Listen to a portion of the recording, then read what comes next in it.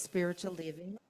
He serves through her focus ministry titled, and I love this, Fearlessly Feral Living, with the production of a podcast by the same name.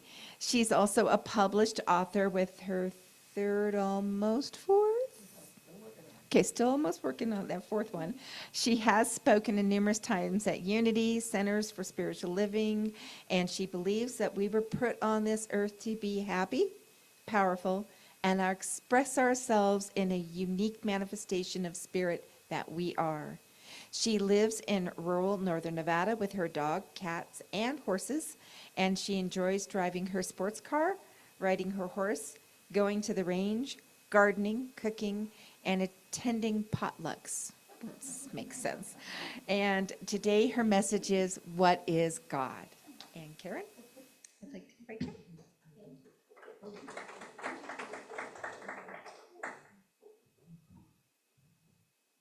Well, good morning, everybody. I'm going to take this mic out of here. There we go. That's much better. So I came up with the topic today. Somebody asked me earlier, how do I come up with my topics? Well, to be honest with you, I don't usually.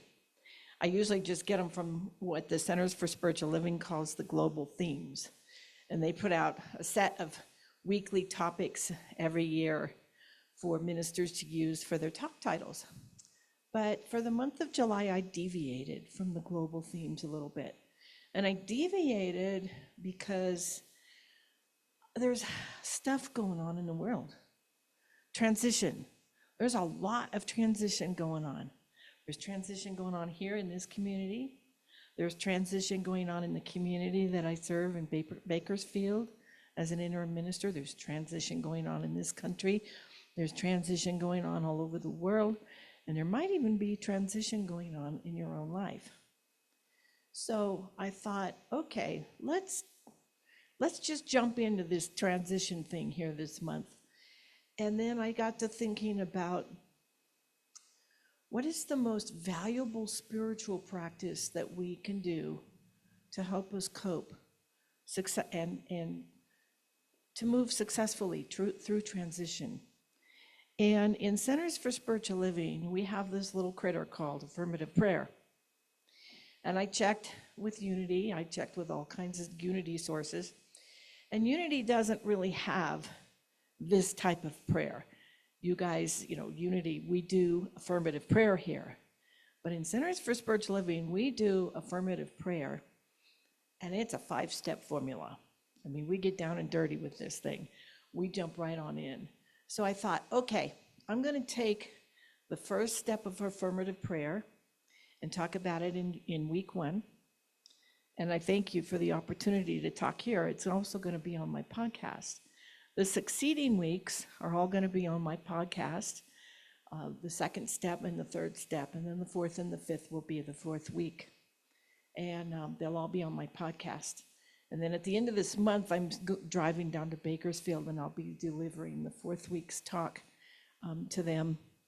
But we'll be in the midst of a big transition there because it'll be my last talk with them.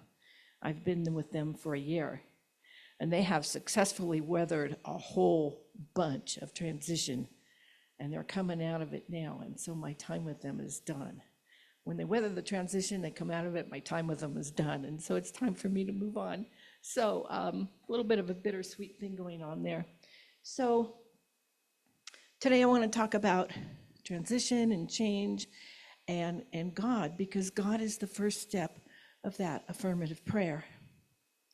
So all transitions begin with change. Now you might think that transition and change are the same thing. They're not. At least not according to this guy named William Bridges, who wrote a book called Transitions, Making Sense of Life Changes. I love that book. I love what he says in this book. He says there is a difference between change and transition. He says change is traditionally outer. Change is what we see out there in the world. Change is changing jobs, getting rid of one spouse, getting another spouse, moving, relocating. That's all outer change. That's change. That's outer stuff. transition's got this pretty cool thing going on, because we can do inner transition, which will affect an outer change, but we can also do inner transition as a way of coping with a change that has already happened. The point is, change is typically outer, transition is typically inner. So when I go into communities that have had a transition, or when I work with someone one-on-one that has had a transition or a change in their life, the first thing I want to do is go within and see what's going on in there. And you know, change, I mean, how many of you have gone into your favorite grocery store and realized they've remodeled the whole store, and your favorite item is no longer where it used to be? That's a huge change. That's huge. And if you're in the right mood, it could be devastating. You know, like collapse down into a puddle of tears in the middle of the floor. Like, what else is going to change now? It could be huge. But if we collapse down in a puddle in the middle of the floor, that's not dealing with that change very well. But if we go in the grocery store and they've remodeled the whole thing, and our favorite item is no longer where it used to be, and we've been doing our spiritual practices, and we've been successfully weathering all these changes so that we're in transition in beautiful and delightful ways, we might be able to look around at the store and go, ooh, maybe I'll find some new stuff. Let's go on a little journey. Let's go and explore. So that's the difference between successfully dealing with change and not successfully dealing with change. Now here's the tricky part. If we don't deal with change, if we go into the grocery store and they've remodeled the whole thing and we can't find our favorite item anymore and we collapse in a puddle of tears in the middle of the floor, that's not dealing with change very well. Now what happens is grocery stores get remodeled all the time. Change happens all the time. Change is a part of life. It simply happens. People come and they go. Things happen. Now, if we don't deal with change successfully, it's got a cumulative effect on us. It wears us down after a while. And pretty soon, before we know it, we're not dealing with life very well at all. We might be a hermit. That's me. I'm susceptible to becoming a hermit. I want to live out there in rural Nevada and not see another human being for weeks sometimes. That's being a hermit. That's not very healthy. I force myself to get out when that happens. Some of the other ways that we might notice, and these are all symptoms of not dealing well with change, we might have control issues. We might have anxiety. We might react inappropriately to things. Like the smallest little thing might happen and we would have a royal temper tantrum. These are all signs that we haven't dealt well with change. And life is so much better than that. It's so much richer and more and better than that. So when I notice any of those signs that I'm not coping with change very well, you better believe I'm going to go to spiritual practice and I'm going to do it right now. And I'm going to keep doing it until I'm dealing with change better, until I'm in that state of transition, which means that I can open up into all the beautiful knowledge and creativity. Is there something wrong with my sound? Oh, okay. I can jump into that beautiful knowledge and creativity that happens when we successfully deal with transition, because that's what it's all about. That right there is what it's all about. When change happens, it's not something that's happening to us. It is happening for us. And we get to lean into that and learn from that and discover what is up for us to learn from that and then look at the loss and go, okay, there's a big giant void here. There's a hole here. And I get to be at choice as to what I am going to fill that hole up with. That's the beauty. That's what successful transition looks like. So in my case, being susceptible to hermetism, that's a new word, I just made it up, as I sometimes am, I get to then look at my beliefs about people in general, my beliefs about humanity. I get to look at my own ways of reacting to the people in my life. I get to look at how I might better respond to and with the people in my life. I get to look at how beautiful people really are and all of their diversity and uniqueness. And so I get to look at these things and then discover that, having some humans in my life is really kind of cool. And then I get to start reaching out, which is not always comfortable for me, and it's not always convenient either. When you live half an hour away from everything, and in my case, mostly an hour away from everything, reaching out is a little bit of a different critter. But it's worth it. It's worth it. And so to successfully deal with these changes and these transitions and these losses, we do this spiritual practice called prayer. And when we are in prayer, beautiful things begin to happen. Beautiful things begin to happen. So I'm going to talk a little bit about prayer, affirmative prayer, as it's taught in Centers for Spiritual Living. And you guys may have heard of this because, like I said, I checked. Some Unity churches are teaching this too. Some Unity churches are embracing this. So affirmative prayer goes like this. It's got 5 steps. God is, I am, it's done, thanks, bye. That's the short version. So the first step is what we call formally recognition. We recognize that God is. Now here's the beauty of that first step. God is whatever we want it to be. Every time I come here, I am always comforted and somewhat amazed at all of your affirmations of oneness. It's a beautiful thing to witness. It's in your mission statement. It's in your vision statement. It's in your songs. It's in everything that you speak of here. And oneness is the second step in affirmative prayer. It's unification. But in order to get to that unification, we've got to have some idea in our lives of what God is. So I'll go through the 5 steps again in a little bit slower. So it's recognition of God. It's unification, unifying ourselves with that God. It's stating our word. And I don't know why I always draw a blank on this step. We call it realization. Recognition, unification, realization. We realize the truth. We speak it. Because in the Bible, when stuff got created, God spoke and stuff got created.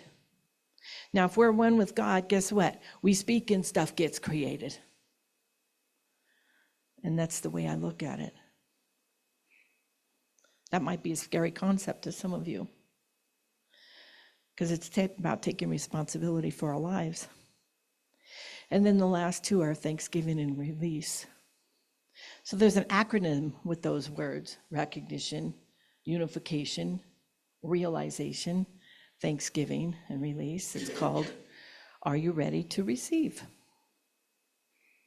God is, I am, it's done, thanks, bye. So let's talk about this God thing. What's God? What's God? And God, It's big enough to handle it all. I was at a meeting the other night, and guess what the topic was?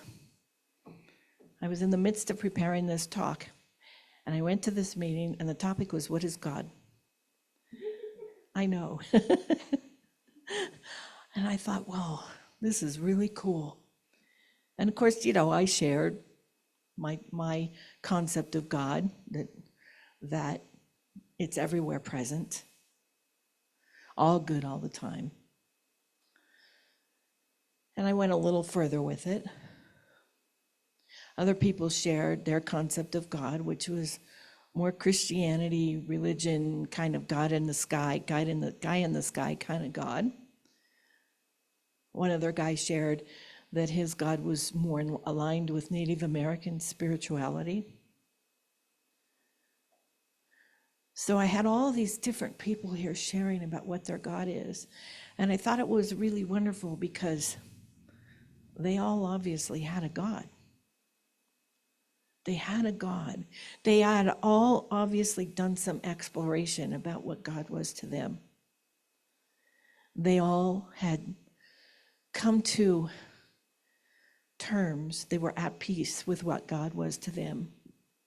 Now, there were also a lot of people in this group that did not share, and I found myself wondering, are they not sharing because the idea of what their God is very personal and private to them?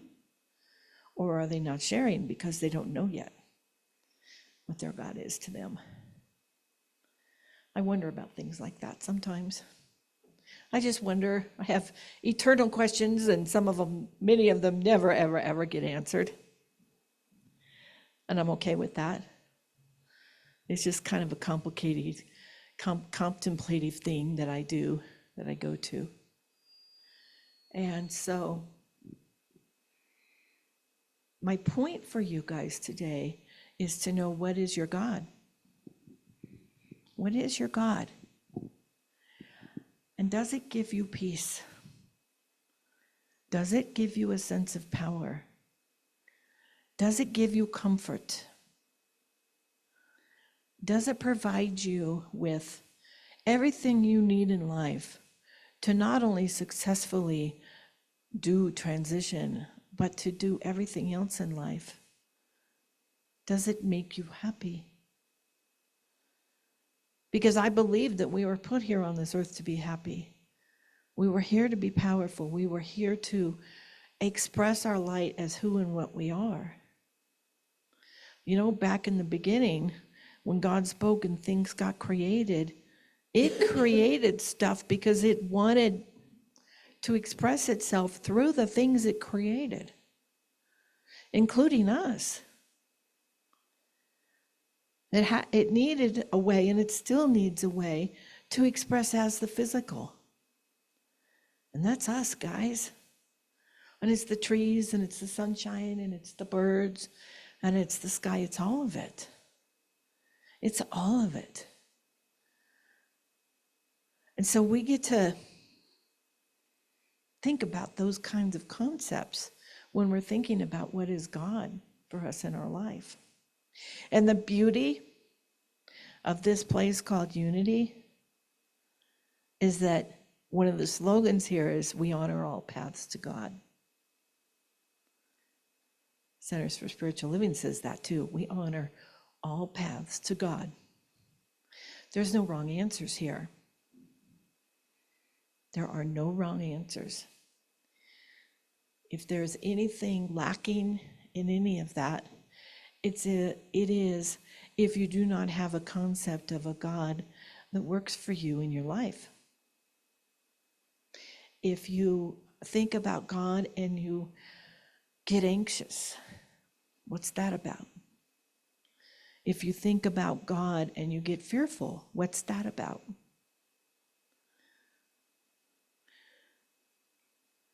If you think about God and you feel peace, what's that about? If you think about God and you go, and you relax, what's that about?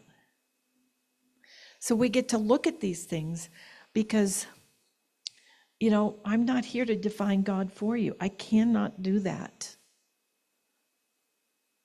My point with you guys here today is that you get to sit back and contemplate and get your own idea of God. And you get to ask yourself, is the idea of God what they taught me when I was a kid? Does that still hold true for me today? There's a lady in Bakersfield that I love dearly, and she struggles a lot because she was taught a concept of God when she was a kid that was fearful and judgmental and closed-minded, and pretty much made her life very miserable. And she's aware of it now. And if she's not fully paying attention and fully conscious, it sneaks up on her and she finds herself judging things. And then she catches herself and goes, oops, wait, oh. And she brings herself back to what she knows to her truth to be today. A God of her own understanding, which I think is a really beautiful thing to acknowledge. When we're trying to figure out what is God, we're basically trying to comprehend the incomprehensible. But when we settle into that meditative state, that beautiful meditation that was done for us by Catherine this morning, when she brought us into that meditative state, I felt the presence. I felt myself relaxing. I felt myself getting less grumpy, because I've been grumpy for a couple days. I felt myself feeling better. I felt myself going, oh yeah, there it is. There it is. So we get to do these spiritual practices and drop into meditation if that's what we need to remind ourselves of what God is in our life. We get to do things like affirmative prayer if that's what we need to give us some peace and comfort in a time of massive change. We get to contemplate, what is God for me? And we get to look at the clues that we're given by these teachings called New Thought, which is Center for Spiritual Living and Unity. We talk about things like infinite mind, infinite intelligence. We talk about things like one mind and one spirit. You have one voice here. Your musicians, they call themselves one voice. And they get up here and they stand, today we had 4 people up here, and they sang as one voice. They made noise, beautiful noise, by the way. They made beautiful noise. It was all one voice. We come in here and we join, and we talk about things like I am, and it's all one. It's all one. So I'll share with you what my concept of God most frequently is. Not because I think you ought to have it. You probably shouldn't have it. My concept of God is pretty big, pretty wide open. But the one that I can grab hold of and sink my teeth into and say, yes, this is it, comes from Star Wars, as in the Force, where Obi-Wan Kenobi said, the Force is what gives a Jedi his power. It's an energy field created by all living things. It surrounds us and penetrates us, and it binds the galaxy together. Now, I don't know about you guys, but when I think of that, I think of God. An energy force that binds us all together. An energy force that surrounds me and penetrates me. An energy force that I am one with. Now, I don't know if I'm a Jedi Knight or not, probably not, but I still have that energy force. I still have that energy force. Now, because I'm a visual person, this energy for me I've got a visual on it.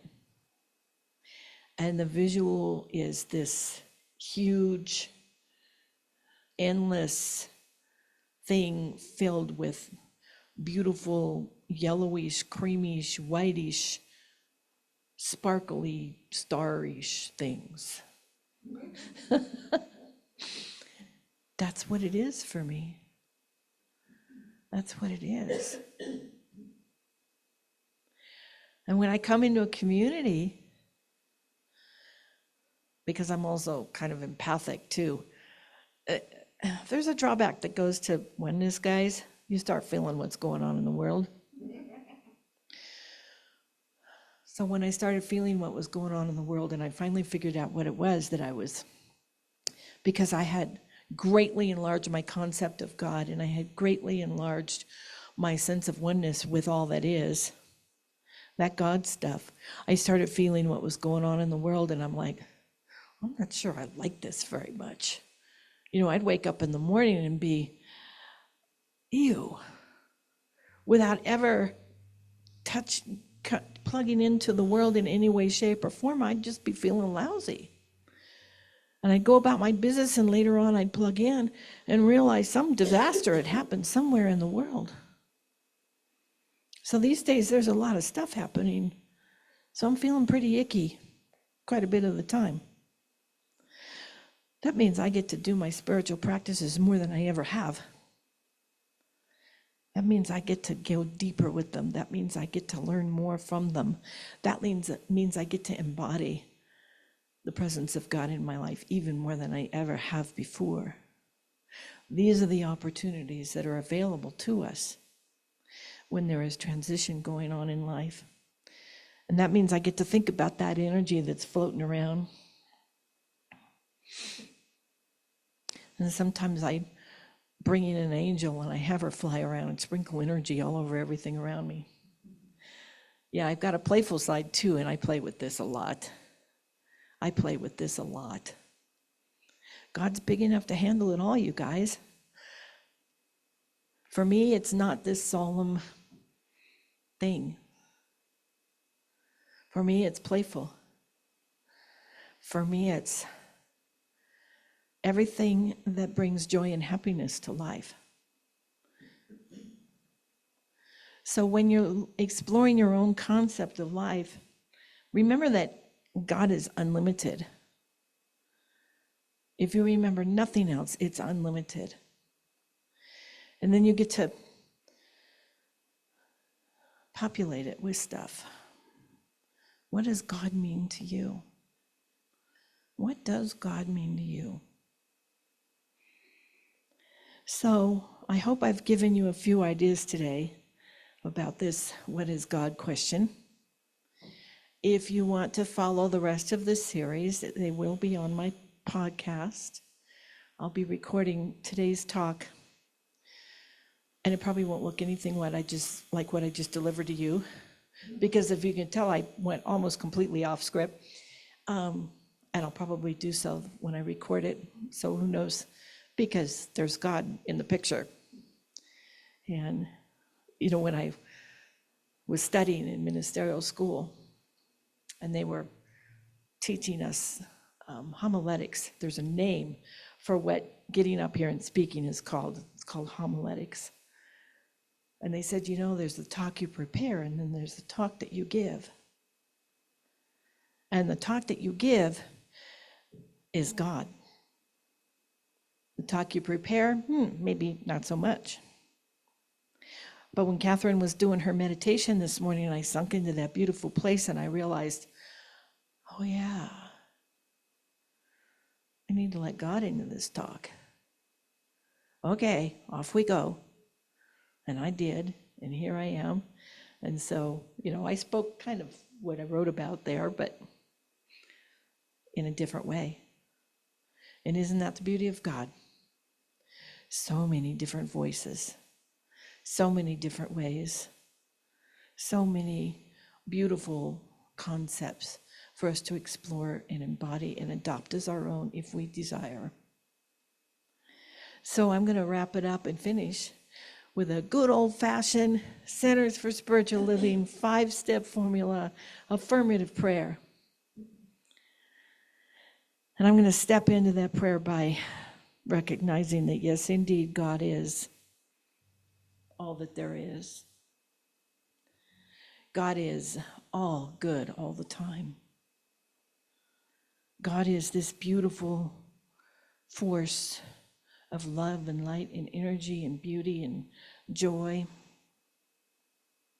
God is love.